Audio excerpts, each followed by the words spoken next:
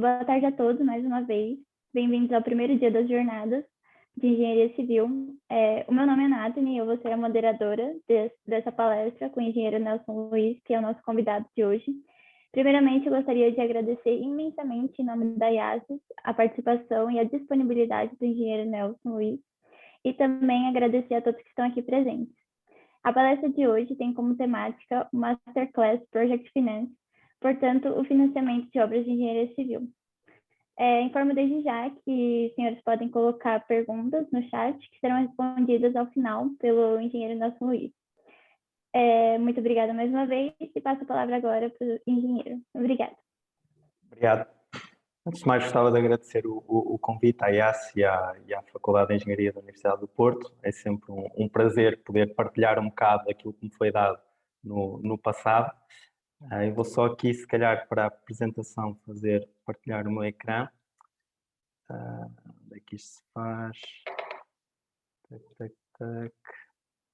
Não sei se conseguem ver. Sim, tudo certo. Perfeito. Ok. Pronto, então vamos. Portanto, antes de mais, eu gostaria de apresentar aqui a agenda daquilo que nós vamos abordar durante esta mesma apresentação. A ideia é dar-vos, ou seja, fundamentalmente aos estudantes de engenharia, um primeiro contacto, entre aspas, com o financiamento de projeto, onde vocês podem perceber qual a lógica, o que é que leva as empresas a desenvolver um projeto em Project Finance, em vez de ir para um financiamento clássico. Portanto, a apresentação está dividida, grosso modo, em 5 componentes. A primeira, uma introdução à empresa onde trabalho e ao Project Finance. A segunda é mais ligada à estruturação, como é que se fazem, do ponto de vista contratual, como é que nós podemos estruturar um projeto em Project Finance. A terceira são as diferentes fases de projeto e o risco que temos inerente a cada uma das fases. A quarta é mais ligada à parte da engenharia financeira, ou seja, qual o input que um engenheiro, ou seja, qual é a importância dos números para fazer com que o projeto aconteça. E a última parte é mais de questões que eventualmente possam surgir na apresentação. Portanto, só para dar algumas breves palavras sobre o grupo onde trabalho, a ACO. A ACO é o que se chama um IPP, ou seja, um produtor independente de energia, 100% renovável. Significa que as nossas receitas advêm da venda de eletricidade. Portanto, nós somos os sócios maioritários dos nossos projetos, onde nós cobrimos as 4 cadeias, digamos assim, cobrimos 4 tecnologias, o eólico, solar, hidráulico e biomassa, e temos uma elevada diversificação geográfica, como vocês podem ver na imagem. Nós temos sempre, ou seja, nós temos internamente, temos o know-how para cobrir todas as fases da cadeia de valor dos projetos, desde a parte do desenvolvimento, à parte de financiamento, construção, operação e depois desmantelamento, se estivermos a falar, por exemplo, de um parque solar, eólico, etc. Portanto, é uma empresa que fatura cerca de 260 milhões ao ano, números de 2019. Neste momento temos 2,5 bis investidos em investimentos acumulados. Temos cerca de 1.300 megawatts de capacidade e neste momento temos um target de portfólio até o final de 2022 de 3,5, ou seja, quase que temos a ambição de triplicar até o final do próximo ano. Contamos com cerca de 350 colaboradores e neste momento aqui em Lisboa somos 6, portanto uma equipa pequena, mas com grandes ambições.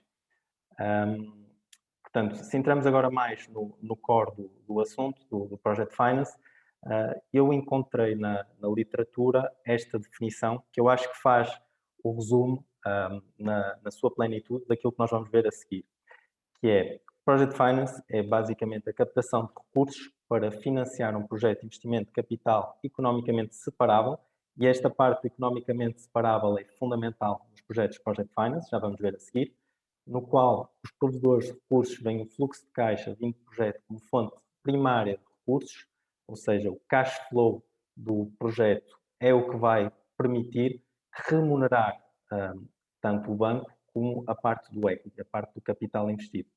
Portanto, isto trocando por miúdos, basicamente estamos a falar de uma operação que é off-balance sheet. O que é que isso significa?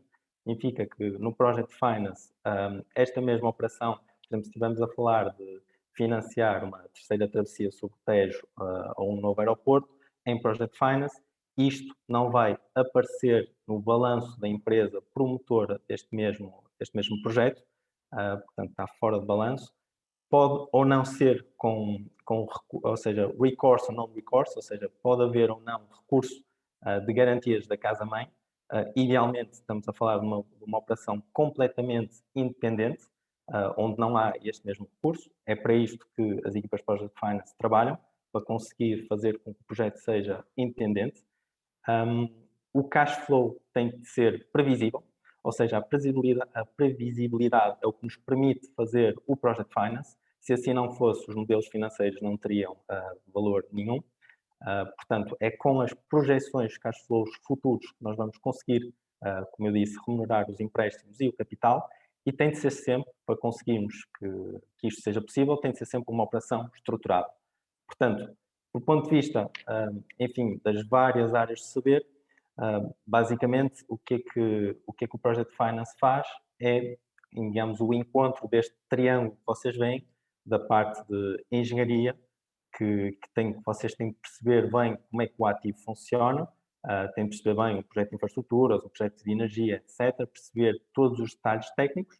Ao mesmo tempo, tem de ter, é muito, como eu disse, o facto de ser uma operação estruturada, tem que ver a componente de direito é fundamental, ou seja, todas as linhas do vosso modelo financeiro vão ser um contrato, e, portanto, perceber bem do ponto de vista contratual como é que todas estas mesmas interações funcionam é fundamental, e tem também de perceber esta parte mais económica ou financeira, porque no final das contas, se o projeto não conseguir fazer esta mesma remuneração aos acionistas, no final das contas o projeto não sairá do papel.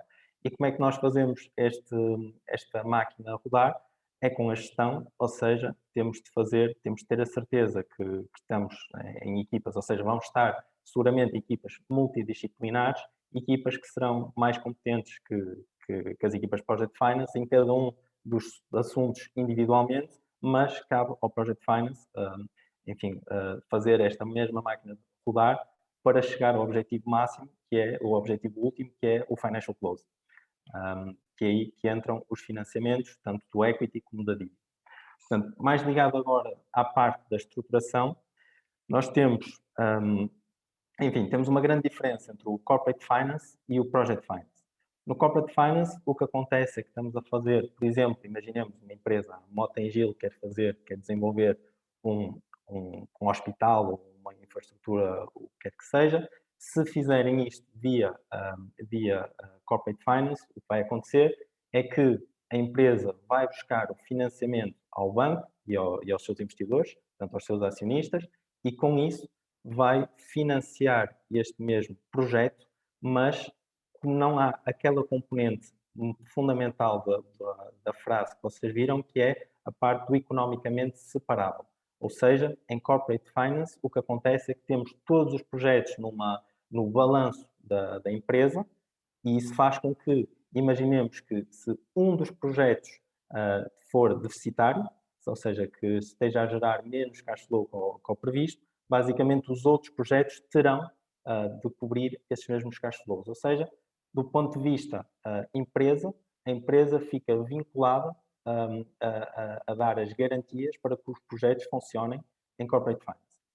Project Finance é exatamente o oposto. Ou seja, o promotor, o sponsor, o que vai fazer, vai criar o que se chama uma SPV, em baixo, uma Special Purpose Vehicle, ou seja, uma empresa, se vocês assim quiserem, e tudo o que agora acontece, imaginemos, estamos a falar, enfim, de um aeroporto novo, todas as receitas e toda a dívida e todo o capital que vai ser necessário para esse projeto vai ser levantado ao nível dessa mesma SPV. O que é que significa? Significa que, imaginemos que esse mesmo aeroporto não teve o tráfego que foi previsto, tem muito menos receitas que aquelas que foram pensadas no início. Significa que se o aeroporto fizer default, os financiadores não podem ir bater à porta da casa-mãe a pedir para serem remunerados por isso. Portanto, é risco projeto, enquanto que no Corporate Finance o que vocês têm é risco empresa. Depois, na parte do recourse ou não recourse Project Finance, o que é que pode acontecer? Imaginemos que vocês têm um projeto que é com uma tecnologia completamente nova e imaginemos que os bancos vão dizer, ok, vocês aqui têm um risco muito grande, portanto, o vosso preço, o vosso cash flow, o vosso preço da vossa dívida vai ser muito mais alto. E o que é que pode acontecer? Às vezes, em determinadas situações, se digamos, o balanço da empresa promotora assim o permitir e se fizer sentido do ponto de vista do projeto, pode acontecer é haver uma garantia da casa-mãe a dizer que, ok, se acontecer, se por alguma razão o projeto for muito menos rentável que aquilo que estávamos à espera, a casa-mãe garante um pagamento aos financiadores. Este pagamento pode ser sobre a forma enfim, de uma conta de reserva de caixa, ou seja, significa que vocês podem ter, por exemplo, X milhões de uma conta guardada à espera que só será acionada em caso enfim, de más notícias do ponto de vista do projeto. Podem ter uma LC, uma Letter of Credit, ou seja, vocês vão pagar a utilização, ou seja, uma conta, um banco vai garantir esse mesmo pagamento e vocês vão ter um custo anual para esse mesmo efeito, ou então uma PCG, um Parent Company Guarantee, onde basicamente a garantia, a casa-mãe dá uma garantia ao projeto. No caso do non-recourse finance, isto é, digamos, a situação ideal no Project Finance, ou seja, não há compromissos, ou seja, não há garantias dadas ao projeto, significa que o projeto é aquilo que se chama ring-fenced, ou seja, que tudo o que acontece no projeto basicamente só está nesse mesmo perímetro, ou seja, a empresa-mãe não terá de injetar mais caixa à partida, se tudo tiver enfim, como no caso de base que está previsto no modelo financeiro, e isto é fundamental para promotores como nós, como a ACO, que é uma empresa independente, ou seja, significa que nós não estamos cotados na bolsa, ou seja, os sócios fundadores ainda são os sócios maioritários da empresa.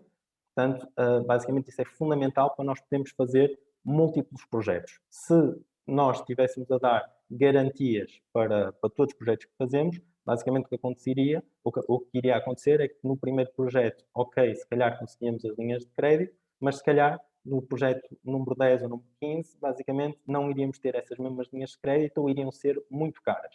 E, portanto, isto é fundamental para podermos fazer os projetos em Project Finance. Obviamente, esta estrutura enfim, não vem, não aparece sem nenhum custo. Os bancos, os financiadores vão fazer uma due diligence muito apertada, ou seja, vão verificar que cada linha do modelo financeiro está de acordo, ou seja, se todos os números são justificados, ou seja, que vão ter, digamos, entidades independentes que vão verificar enfim, essas mesmas hipóteses, esses mesmos inputs que temos no modelo. Obviamente, em função do projeto e da forma como o risco está estruturado, vamos ter melhores ou piores condições de financiamento, mas isso enfim, cabe depois à equipa do Project Finance de poder garantir a bancabilidade de cada projeto e, como vocês, enfim, já perceberam, são projetos bastante complexos, bastante diversos e, portanto, cada projeto é único e, portanto, a cada projeto temos uma solução diferente. Como é que isto funciona agora do ponto de vista contratual? Basicamente, o que acontece é que o promotor vai querer criar aquilo que se chama uma SPV e o que acontece é que, para ele financiar essa mesma SPV, terá de tirar, o conceito é sempre tirar o risco lá dentro. Como é que se tira o risco lá dentro? Basicamente passando contratos. Por exemplo, vocês basicamente vão conseguir, imaginemos, o primeiro risco vai ser, vocês têm ou não estas licenças. O que é que acontece? Se estivermos a falar, por exemplo, no caso da energia solar, ou no caso da energia, vocês precisam ter uma licença para operar. Isso é uma entidade governamental que o concede. Vocês vão ter também na SPV, vocês vão ter consultores que vão fazer essa mesma due diligence que eu falei há pouco. Depois, vocês, para tirarem este mesmo risco, o que é que vão fazer? Vão fazer, por por exemplo, um contrato EPC. O que é um contrato EPC? É um contrato de construção, Engineering Procurement Contract, que é da maior parte, ou seja, dos engenheiros civis. Vocês vão estar todos implicados neste tipo de contratos. Vão ter contratos da O&M. O contrato da O&M é o quê? Basicamente vai ser o contrato que vai definir como é que vocês vão fazer a operação e a manutenção, se estivermos a falar, por exemplo, de uma autoestrada ou de outro tipo de ativos. Um PPA, o Power Purchase Agreement, é basicamente o contrato que vos garante a compra de eletricidade, ou seja, vocês produzem X megawatt-hora no final do ano e têm de ter alguém, ou seja, podem ter alguém que vos compre essa mesma eletricidade a preço fixo, e isto vai diminuir o vosso risco porque não estão expostos à flutuação dos preços de mercado. Podem ter o tipo de contratos, por exemplo, contratos contrato de arrendamento, por exemplo, se estiverem a falar de um projeto também da área de energia. E o que é que falta aqui? Uma parte muito importante é a parte do financiamento, é como é que agora as entidades vão confiar no que o projeto, que o projeto vai garantir, determinada rentabilidade, e como é que isto vai ser estruturado. Vocês vão estruturar isto de uma forma muito simples. Vocês basicamente o que vão fazer, vão ter uma parte que vai ser tranche de dívida sénior. O que significa sénior? É que tem prioridade de reembolso em caso de default, portanto é o custo mais barato de capital que vocês vão ter, portanto é dívida bancária. Depois vão ter instrumentos entre os dois, ou seja, entre a dívida e o equity, instrumentos de dívida mezzanine, que são mais arriscados, mas ainda assim não tanto quanto o equity, e vão ter o equity. O que é o equity? É o capital das pessoas, das empresas, neste caso. E isto tudo tem que estar contratualizado de forma a termos o que se chama esta ring-fence structure, que eu referi há pouco. Mais uma vez, esta ring-fence structure é o que permite a sociedade, caso a sociedade entre em cumprimento, permite fazer com que os promotores estejam em segurança, entre aspas, porque nenhum financiador pode vir bater à porta do promotor e o que acontece é que o projeto faz default em caso de incumprimento, e os financeiros perdem o investimento feito neste mesmo projeto. Agora, se formos avaliar as diferentes fases do projeto e o risco inerente a cada fase. Basicamente, no início, isto depende muito do tipo de projeto de infraestruturas que estamos a falar, e este é mais ou menos, digamos, o projeto de infraestruturas clássico. Fase de desenvolvimento, portanto, a fase até a obtenção de uma espécie de licença para operar. Se estamos a falar, por exemplo, pode ser, aeroportos, autoestradas, parques de energia, é sempre necessário, ou seja, a utilização de um bem público pela parte de um privado, e, portanto, carece desta mesma fase de desenvolvimento.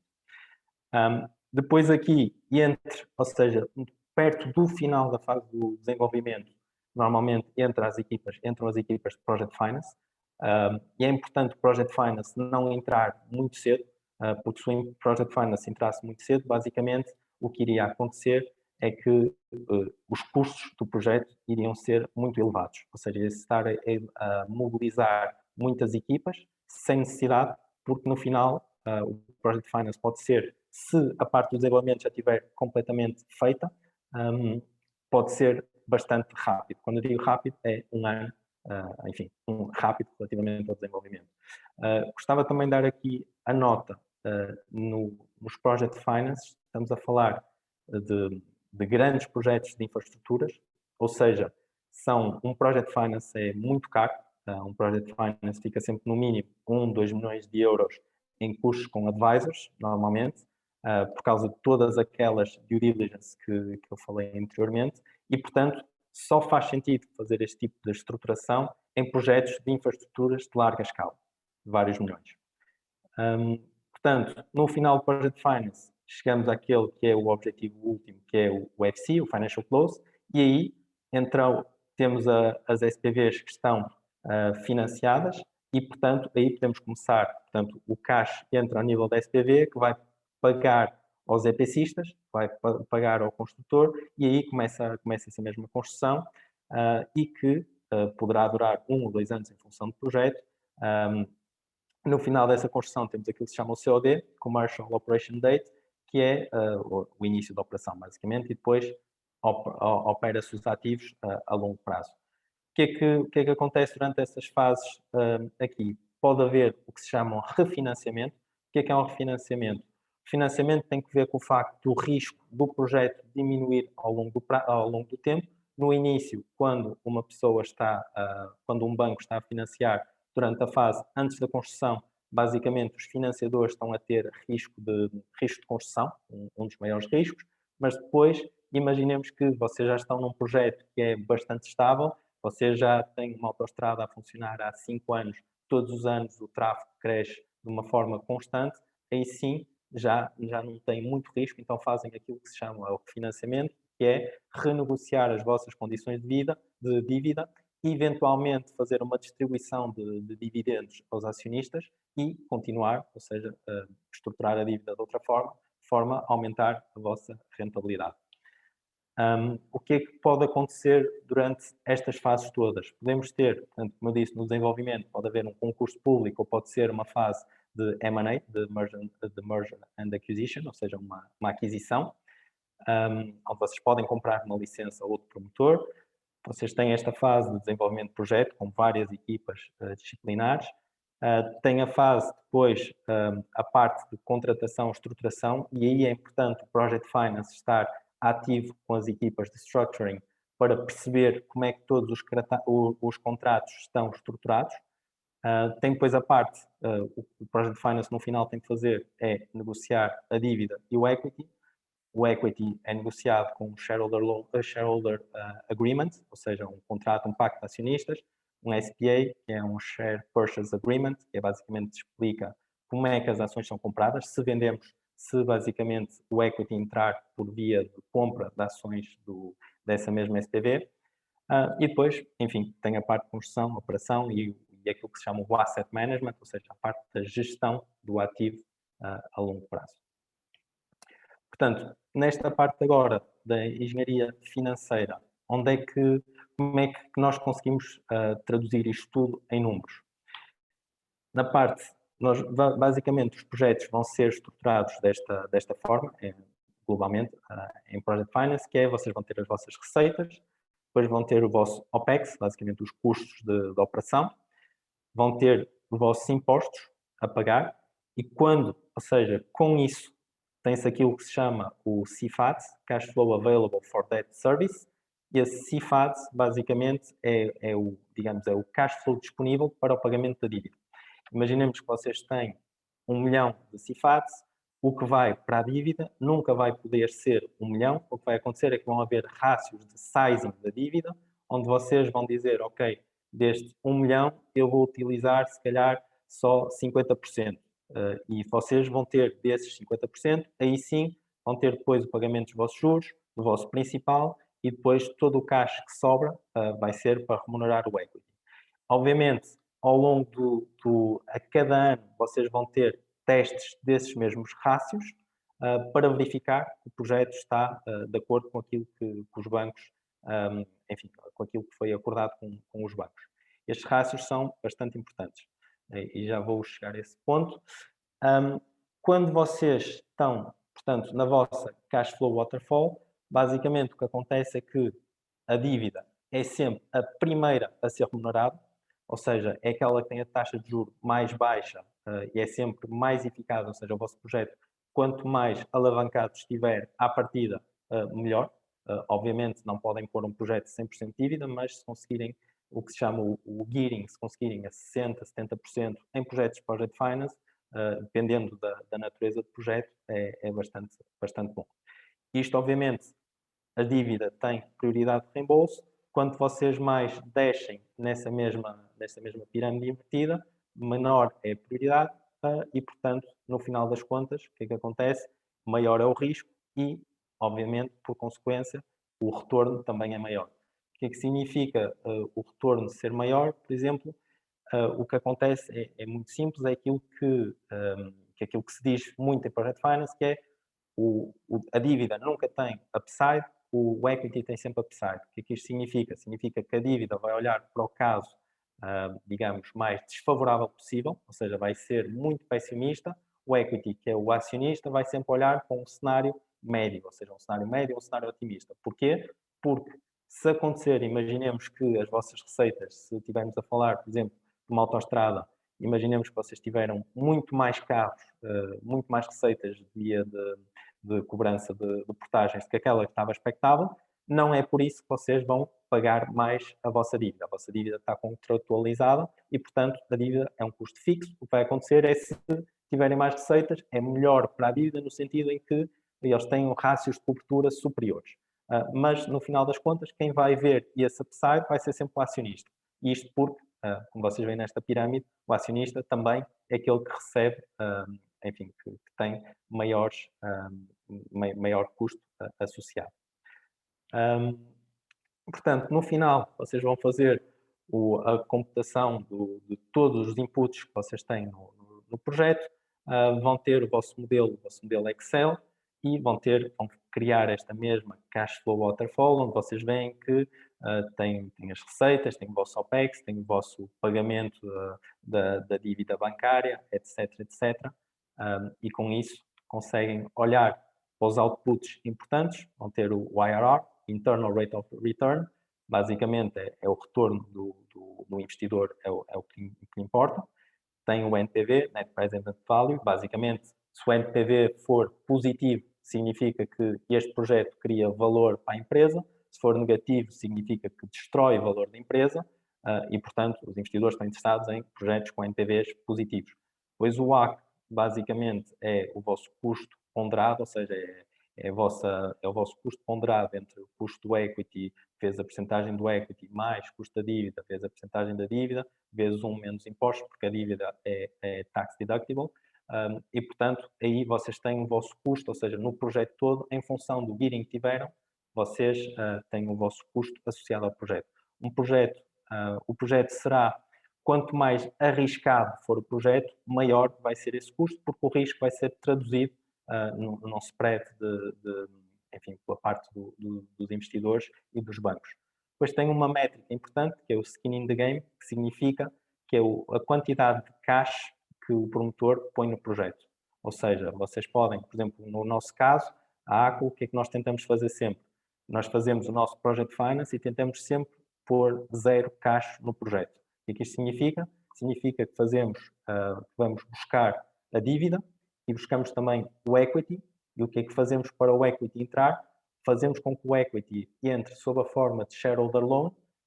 Nós vendemos 49% da participação da empresa, mas o equity coloca um empréstimo acionista, ou seja, nós definimos uma taxa de retorno que consideramos justa para o projeto com o equity e aí o investidor investe no nosso projeto, sendo que ele terá sempre prioridade de reembolso relativamente a nós, porque nós não pusemos um único cêntimo no projeto, mas ficamos com o ativo a operá-lo a longo prazo. E, portanto, este shareholder loan repayment date é muito importante por causa disso. Na parte da dívida, e pronto, basicamente é o que é importante, ou seja, os bancos, obviamente, não vão querer que vocês tenham um gearing muito elevado. Mais uma vez, se vocês puserem só dívida, em caso de default, a exposição que o banco tem é 100%, e isso nunca passa nos comitês de risco, nem é desejável. Vão ter também métricas como a Weighted Average Life, isto é, basicamente, é o banco a definir, ou seja, basicamente é em função do vosso perfil de pagamento de dívida, vocês vão ter, é perceber em que data em que o banco vai reaver o dinheiro investido no início, e depois tem aqueles rácios de dívida que eu falei, que são muito importantes, que é com estes rácios, ou seja, com o cash flow gerado ao nível da SPV, com estes rácios vocês vão conseguir fazer o sizing da vossa dívida para ver qual é a alavancagem máxima que vocês vão ter no projeto e depois, obviamente, a dívida, para se proteger, vai ter aquilo que se chama os rácios lock-up, que é nada mais, nada menos que a partir de certo nível de rácio, ou seja, se o projeto estiver a gerar menos caixa que aquele que estava previsto, o que acontece é que a dívida vai bloquear todas as distribuições para o acionista e, obviamente, o acionista não tem remuneração, neste caso. E pronto, eu creio que terminei, enfim, a apresentação. Estou aberto a questões. Não sei se há alguma coisa. Muito obrigada, engenheiro Nelson. Tenho certeza que foi uma ótima apresentação e também que agregou bastante a todos. Por hora, acho que podemos passar, né, para as questões. Aqui no chat já temos 2 questões. Inclusive, deixo avisado para quem quiser colocar mais, fique à vontade, só colocar aqui no chat que o senhor vai responder, certo? Bom, a primeira pergunta que nós temos é a pergunta do João Barros. Ele perguntou se a Aku Energy desenvolve os seus próprios projetos de novos parques produtores ou costuma recorrer a terceiros. A ACU basicamente faz, como eu disse no início, cobre toda a cadeia de valor. Obviamente, nós temos, da forma como estamos estruturados, como eu disse, nós somos 6 pessoas aqui em Portugal, portanto temos a equipa técnica que está em Paris. Excepcionalmente, nos parques que nós ganhamos no primeiro leilão solar, temos alguém do Project Finance aqui em Portugal. Normalmente o Project Finance é sempre feito na casa-mãe, mas devido à importância do projeto, temos aqui, enfim, estou eu aqui para fazer essa parte. Mas normalmente o que nós fazemos, e isto é transversal a todos os países, nós, enfim, cobrimos a cadeia de valor toda, trabalhamos com consultores, obviamente, mas nós fazemos tudo em interno. Não sei se respondeu à pergunta. Respondi à pergunta. Pronto, acho que sim. A segunda pergunta que nós temos aqui no chat também é do Alfredo Soeiro. Ele diz: Caro engenheiro Nelson Luiz, prazer em vê-lo e ouvi-lo numa apresentação muito boa e cheia de informação. Pode contar um pouco como é que um engenheiro civil chega em tão pouco a um lugar como aquele que tem agora? Pode falar para os alunos presentes das possibilidades que os engenheiros civis têm nessa área financeira e que é pouco abordada na FEUP? Em primeiro lugar, agradeço a pergunta do professor Alfredo Soeiro. Sim, ou seja, basicamente nós temos em França, portanto, eu fiz um duplo diploma na FEUP, tive 3 anos na Faculdade de Engenharia e depois fiz os últimos 3 anos do meu curso em Paris, na École Pont. Na École Pont há muito esta tradição nós aliás temos um mestrado de Project Finance, que basicamente tem o objetivo mesmo de formar engenheiros para esta componente mais digamos, de gestão, mais financeira, para este tipo de projetos. Infelizmente, eu acho que às vezes, enfim, são áreas do saber, ou seja, a parte financeira, a parte de engenharia são áreas do saber que estão um bocadinho desconectadas em alguns países, por exemplo, Portugal é um bom exemplo disso, que acho que não há ainda muitos vasos comunicantes entre estas diferentes áreas de saber. Eu acho que é sempre interessante, ou seja, acho que é sempre fundamental as pessoas serem curiosas e acho que, enfim, fazer a transição, digamos, de uma parte mais de engenharia civil para uma área financeira é complicada. Eu passei por esse processo, tive, enfim, durante 1 ano e meio a tentar fazer esta mesma mudança, portanto demorou algum tempo, mas depois eu creio que há muito valor acrescentado, e nomeadamente para alunos da FEUP.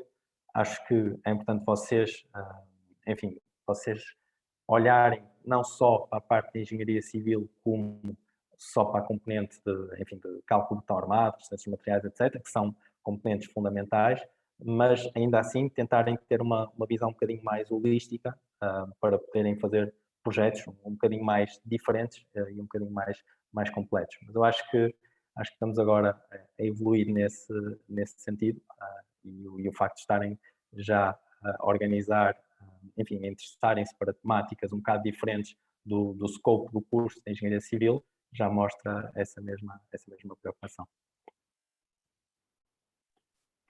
Sim, com certeza. Até ter o senhor aqui presente, né, já faz com que a gente possa ter a oportunidade de conhecer um pouco mais e ter mais noção sobre a área, já que, infelizmente, na FEUP mesmo é um pouco menos, né, essa questão.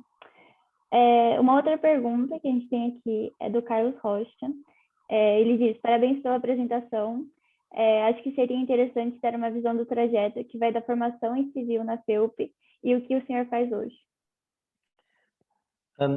O que eu faço, ou seja, o que eu faço hoje, basicamente, enfim, passa muito pela componente da matemática, é muito modelo financeiro é Excel, é VBA, é alguma programação, e isso, ou seja, isso é fundamental, essa parte dessas hard skills, digamos assim, de saber pensar, e isso é algo que a Faculdade de Engenharia ensina aos alunos, ensina-os a pensar, e é importante para se poderem abordar os problemas de uma forma um bocadinho mais completa. O que eu faço hoje, ou seja, eu hoje em dia já não faço contas de resistências materiais, enfim, da área sísmica, por exemplo, que foi a área da minha tese de mestrado, mas acho que há sempre um bocadinho, ou seja, há sempre a parte da forma como uma pessoa pensa e, mais importante, o conteúdo. Eu acho que é esta parte da forma de abordagem que é mais importante, na forma de resolver os problemas, e isso creio que eu uso, enfim, todos os dias. Como eu disse, os projetos, cada projeto são projetos diferentes, são projetos longos, que exigem perceber um bocadinho de tudo, e pronto, e eu acho que a Faculdade de Engenharia me deu algumas dessas mesmas características. Complementando ainda a pergunta do Carlos, ele perguntou até que ponto a formação em engenharia civil foi importante para o que faz. Foi bastante importante, eu acho que foi bastante importante, ou seja, como eu disse, tem a componente da matemática, isso é fundamental, mas também tem a parte da componente enfim, da parte das infraestruturas, ou seja, eu agora enfim, estou a trabalhar mais ligado agora a 100% a projetos de energia renovável, mas também já estive ligado, por exemplo, a um fundo de investimento, onde nós investíamos em grandes projetos de infraestruturas, como, por exemplo, autoestradas, aeroportos, enfim, fazíamos também, enfim, hospitais, digamos, infraestruturas um bocadinho no sentido mais lato. E isso enfim, era fundamental perceber, ou seja, a nível da construção, conseguir perceber quais são os riscos que daí podem advir, conseguir perceber se fazia sentido ou não, ou seja, se a parte, por exemplo, na manutenção, por exemplo, de uma autoestrada, perceber se eu tiver mais caminhões, vou ter mais custos de manutenção do que outra autoestrada que tem menos caminhões, se tiver mais tráfego, a mesma coisa, ou seja, esse tipo digamos, de raciocínio é importante, enfim, é importante ter digamos, o bichinho da engenharia implantado, para poder, enfim, abordar os problemas da melhor forma. Tem uma outra pergunta, está em anônimo, mas pronto. Boa tarde, engenheiro Nelson. Teria algum curso dessa vertente financeira da engenharia civil que conheça e poderia nos indicar? Eu posso, ou seja, há bastantes, eu posso partilhar alguns, depois eu posso deixar aqui o meu e-mail, que é mais fácil. Pronto, está aqui o meu e-mail na net. Se me quiserem escrever um e-mail, eu posso partilhar alguns livros que eu na altura, ou seja, quando estive a fazer esta transição, alguma literatura posso recomendar enfim, para poder explorar um bocadinho mais destes temas. Mas há muitos cursos, por exemplo, no YouTube, tem alguns vídeos interessantes, por exemplo, o World Bank, sobre a parte da vertente financeira da engenharia civil, que podem ser interessantes. Mas pronto, mas se me quiser escrever um e-mail, eu posso indicar algumas referências. Mais uma pergunta aqui do Pedro Lousa. Obrigado pela apresentação. Uma vez que a ACU procura minimizar o investimento, qual é o contributo real da equipe interna para um projeto? Que diferença há entre a ACU e um grupo de fundo de investimento? Uhum. Na verdade, enfim, somos 100% o oposto do grupo financeiro. Ou seja, nós somos um player industrial. O que é que isto significa? Significa que vamos fazer a estruturação dos diferentes projetos da forma como achamos que faz mais sentido do ponto de vista operacional, e vamos operar os ativos a longo prazo. O que é que um grupo financeiro faria? Muitas vezes os grupos financeiros, primeiro, nunca entrariam com o risco de desenvolvimento, ou seja, toda esta fase de risco, de obter a licença ou não, um financeiro, normalmente um puro financeiro, não vai entrar nesta fase. O financeiro entra no financial close. Porque no financial close? Perdão, o financeiro entra no final do desenvolvimento. Porque no final do desenvolvimento? Porque é quando já há as licenças, ou seja, o promotor já obteve as licenças e, portanto, já há muito menos risco. Há alguns financeiros que até na parte da construção não assumem esses riscos. E isto é preciso perceber de onde é que vem o gasto dos financeiros. Se estivermos a falar, por exemplo, de um fundo de pensões, obviamente que se estamos a falar das reformas de milhares de pessoas, o risco que essas pessoas podem assumir com esse dinheiro tem de ser inferior a um fundo que, enfim, de altamente risco, onde naturalmente vai querer mais retorno, mas também vai procurar um risco superior. E, portanto, depende muito, ou seja, depende muito do fundo para fundo. O investidor, o que é que vai fazer? Basicamente vai injetar dinheiro e vai esperar uma remuneração financeira por esse mesmo investimento. Nós temos uma visão um bocado mais industrial, onde, enfim, as nossas métricas não são propriamente, enfim, o retorno em si, mas se calhar o número de megawatts que estamos a desenvolver no mundo, e se calhar para nós é mais importante. Ou seja, enfim, somos totalmente diferentes de um fundo de investimento, estamos mais, digamos, ligados ao ativo em si. E depois também é preciso uma coisa, que nós, operando os ativos a longo prazo, significa que, basicamente, nós quando olhamos para um projeto, não olhamos a 5 ou a 10 anos.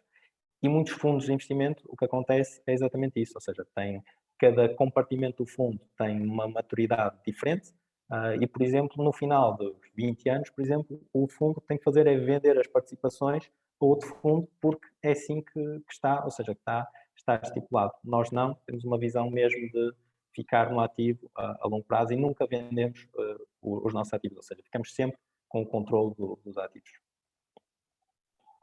Pronto. A pergunta do João Rocha é: qual a opinião do engenheiro Nelson acerca do tipo de financiamento de alguma obra de alguma obra mais recente que tenha gerado polêmica, por exemplo, o projeto português ligado ao hidrogênio em Sines? Que é preciso ver, nós estamos a minha opinião, enfim, sobre o financiamento em si ou sobre o hidrogênio? Não percebi a pergunta. É só...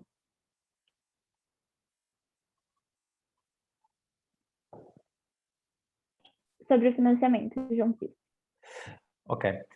Basicamente, o que aconteceu, enfim, o que aconteceu historicamente sobre o financiamento de novas tecnologias, enfim, isto aconteceu com a energia eólica, aconteceu com a solar e agora vai acontecer com o hidrogênio, é que nós no início a tecnologia ainda não está muito, enfim, não está madura o suficiente e, portanto, o que tem de acontecer é que tem de haver alguns subsídios para poder fazer com que a tecnologia descole.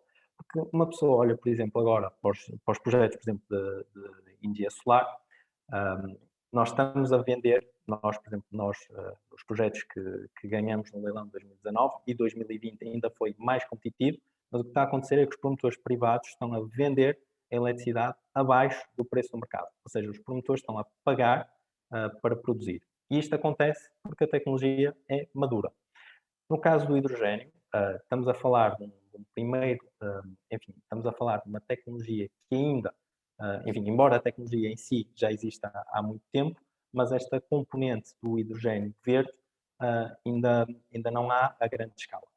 E felizmente eu acho que há enfim, há muito positivismo que este governo está a colocar nessas mesmas tecnologias. E obviamente no início, para poder atrair investimento, terá de haver alguns subsídios à partida.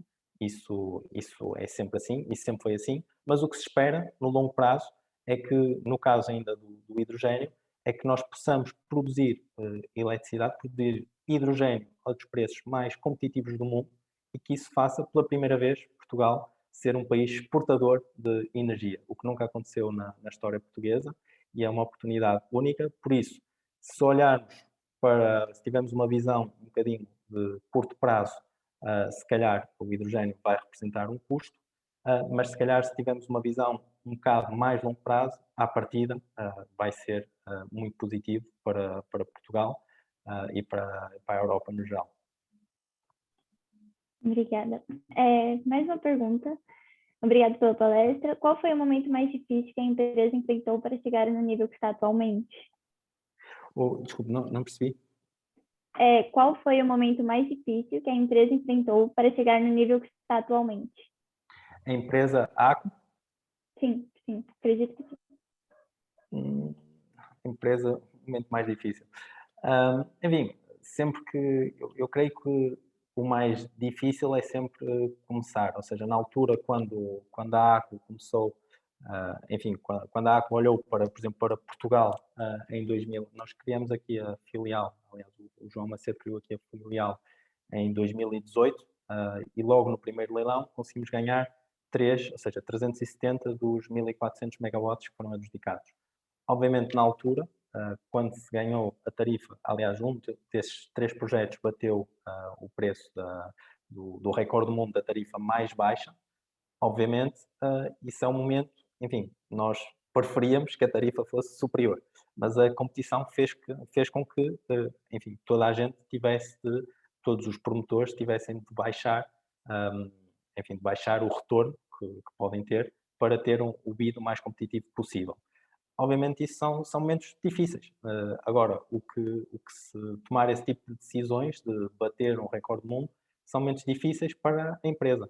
Agora, o que se tem provado e o que o leilão de 2020 provou bastante bem, é que essas tarifas são possíveis, que há ainda margem para ser mais competitivo, em função também dos contextos de preço de painéis solares que têm descido, e também de condições de financiamento mais interessantes, que fazem com que os promotores ainda assim consigam se remunerar com o risco que assumem.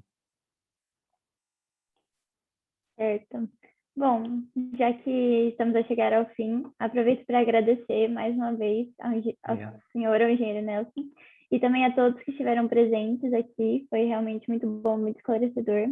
E também deixo avisado para que não se esqueçam que amanhã, na terça-feira, no mesmo horário, também teremos conosco o engenheiro Vitor Afonso a falar do complexo eletroprodutor de Iberdola, no Tâmega. Pelo que se inscrevam e participem. Muitíssimo obrigado mais uma vez, engenheiro Nelson, e a todos. Obrigado. Boa tarde. Boa tarde. Com licença.